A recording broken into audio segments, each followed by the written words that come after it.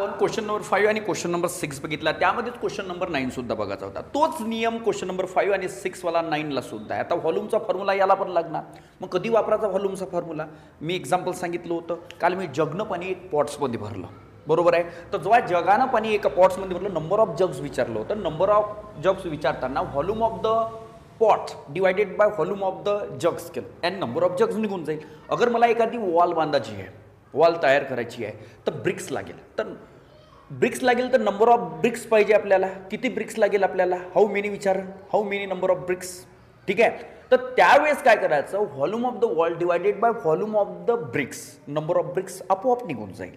म्हणजे काही बनवायचं असेल किंवा काही तयार करायचं असेल, काही मोडायचं असेल, किंवा एका रूम, एक क्युबाईड शेपचा रूम घेतला, त्याच्यामध्ये क्यूब शेपचे मी बॉक्स भरायचे मला रूममध्ये, तर volume of the cuboid shape room divided by volume of the cube shape box, number of box निघून जाईल. तर व्हॉल्यूमचा फॉर्म्युला कधी वापरायचा हे तर तुम्हाला लक्षात आलं असेल.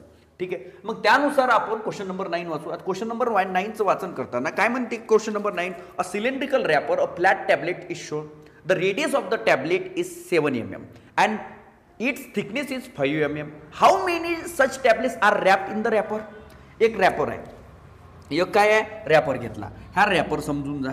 ठीक आहे. ह्या रॅपर म्हटल्याच्या नंतर ह्या सिलेंड्रिकल टाईप रॅपर आहे आणि याच्यामध्ये टॅबलेट्स असे भरलेले आहे, रॅप झालेले आहे. ठीक आहे. मग याच्यामध्ये विचारलं आहे का how many such tablets are wrapped in the wrapper, म्हणजे नंबर ऑफ टॅबलेट्स आपल्याला फाइंड करायचं आहे. क्लिअर झालं. मग नंबर ऑफ टॅबलेट फाइंड करायचा आहे, तर मी आताच सांगितलं व्हॉल्यूम ऑफ द रॅपर मोठा आहे ना ते.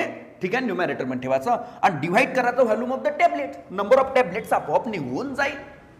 आलं का लक्षात? मग अशा वेळेस दोघांचं बी डायमेन्शन आपल्याला माहित असणं आवश्यक आहे. तर तिथं क्लिअरपणे सांगितलं टॅबलेटचं थिकनेस त्याची 5 mm आहे आणि रेडियस त्याची 7 mm आहे. रेडियस. ठीक आहे. मग रेडियस 7 mm असल्यावर आणि 5 mm आहे. क्लिअर झालं. आणि सिलेंड्रिकल रॅपरचं डायमेन्शन जर बघितलं तर डायग्राम मध्ये आपोआप छापलेलं आहे तिथं. डायरेक्ट हे डायमीटर जे आहे ते 14 mm दिलेलं आहे. मग डायमीटर 14 mm आहे तर रेडियस माहित असणं आवश्यक आहे. 2 ने डिवायडेड केलं तर 7 mm निघली.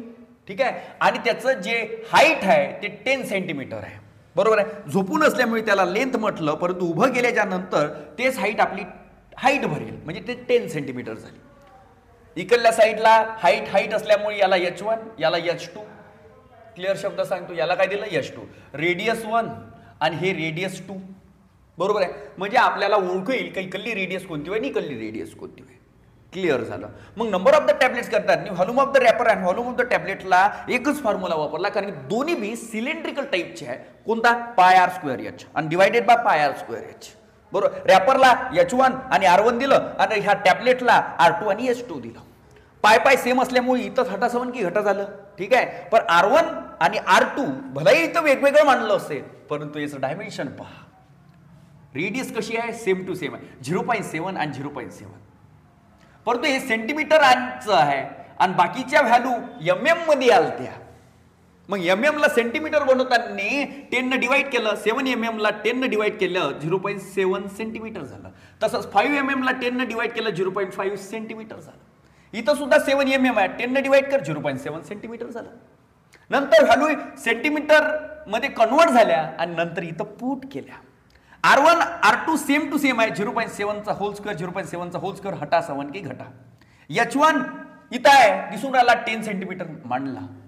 आणि इथं H2 जे आहे थिकनेस ते 0.5 सेंटीमीटर आहे, ते बी मांडले. ठीक आहे. 10/0.5 झालं. पॉईंटच्या ते काट एकच व्हॅल्यू आहे, एकच व्हॅल्यू आहे, युनिट प्लेस, बरोबर आहे. वरता 0 वाढवला आणि खाली फक्त 5 ठेवले आणि 520 100 होते म्हणून 20 टॅबलेट्स निघाले. असले तर यानं 9वा क्वेश्चन यानी की 9th क्वेश्चन आपला कंप्लीट झाला. ठीक आहे.